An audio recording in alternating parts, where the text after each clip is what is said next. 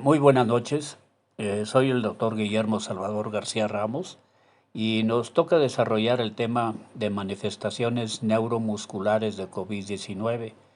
El sustrato común clínico de este tema es la debilidad muscular y quizá trastornos sensitivos como la olfacción, en los cuales se debe a efectos directos del virus o a través del mecanismo inflamatorio y de otros tipos que se observan en este nuevo síndrome. Participan además de mí mismo la doctora Marisela García, el doctor Daniel Rebolledo y Harum Cristal Diestel, como parte del Departamento de Neurología y Psiquiatría, y la doctora Marisela, que se encuentra en la ciudad de Morelia, Michoacán. La guía que les presento es ver un poco sobre la magnitud del problema, cuáles son los síndromes neuromusculares relacionados a COVID-19, un aspecto general y aplicado a la falla neuromuscular aguda en salas de terapia intensiva, en urgencias, ya sea por efecto del virus o por efecto de las consideraciones terapéuticas que se manejan en esas salas, y conclusiones y agradecimientos. En la magnitud del problema se refiere a informes de casos en sitios donde ha habido mayor número de afectados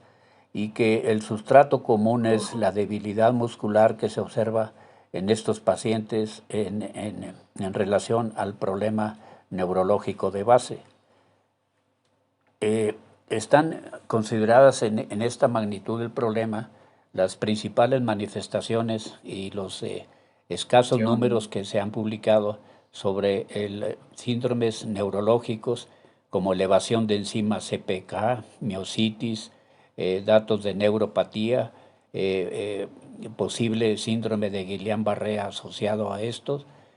trastornos, lesiones de nervio periférico como axonopatías y desmielinización periférica. En todos ellos, este problema consiste en debilitar al enfermo y por lo tanto demorar su capacidad de recuperación, porque se agrega o se empeoran los síntomas respiratorios, desnutrición, predisposición a infecciones en todo su esplendor, y por lo tanto la prolongación de la estadía en las salas de terapia intensivas o urgencias médicas. El problema de estos síndromes es que generalmente se espera que el neurólogo sea el que diagnostique y sugiera las recomendaciones terapéuticas, siendo así que el contrario es el médico, el urgenciólogo, el que está encargado del manejo respiratorio, el que tiene que tener la capacidad para detectar y manejar los problemas. Respecto a la magnitud del problema, están aquí anotados en el recuadro los problemas periféricos más frecuentes que se observan en estos pacientes y, y se encuentran también considerados, por ejemplo, cefalea, anosmia, crisis convulsivas y otras situaciones clínicas que serán cubiertas por otros expositores. En atención a otras consideraciones diagnósticas, se encuentran consideradas algunos problemas en los cuales se debe de tomar en cuenta algún síndrome de debilidad flácida, datos de neuritis óptica y otros diagnósticos secundarios que se pueden apreciar en la tabla que ustedes observan. Y por último, la falla neuromuscular aguda se aprecia en esta tabla, donde la influencia de citocinas y medicamentos como esteroides, bloqueadores de presinápticos, produce un daño axonal o desmielinizante y un proceso inflamatorio muscular. Todo ello lleva a debilidad muscular y que no corrige con inmunosupresores porque no está mediado por anticuerpos. Estas son las consideraciones de la falla neuromuscular aguda y se encuentran otras consideraciones en toma de decisiones de acuerdo a la capacidad ventilatoria del enfermo. El panorama de estos pacientes es que, que a pesar de que estar despiertos, no tienen la fuerza suficiente para decir que ya se cumplió con el tratamiento de estos enfermos.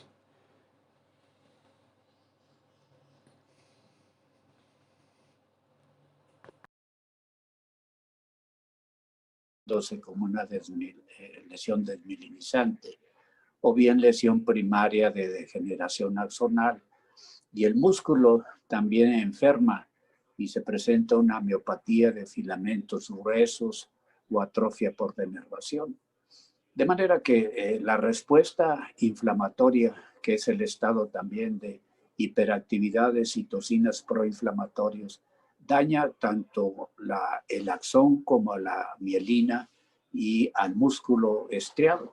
Y por ello, esta alteración neuromuscular es la responsable de que el enfermo no recupere su funcionamiento pulmonar normal y requiere incluso de medidas como respiración asistida y otros métodos menos invasivos de recuperar la ventilación.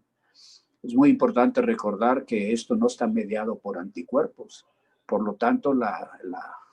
recomendación de plasmaféresis o inmunoglobulina u otros inmunosupresores no tiene ninguna justificación y solamente agregaría más problemas por la inestabilidad que produce o genera la plasmaféresis, el costo de la inmunoglobulina y los riesgos de producir insuficiencia renal, signos de inflamación meningia, hiperviscosidad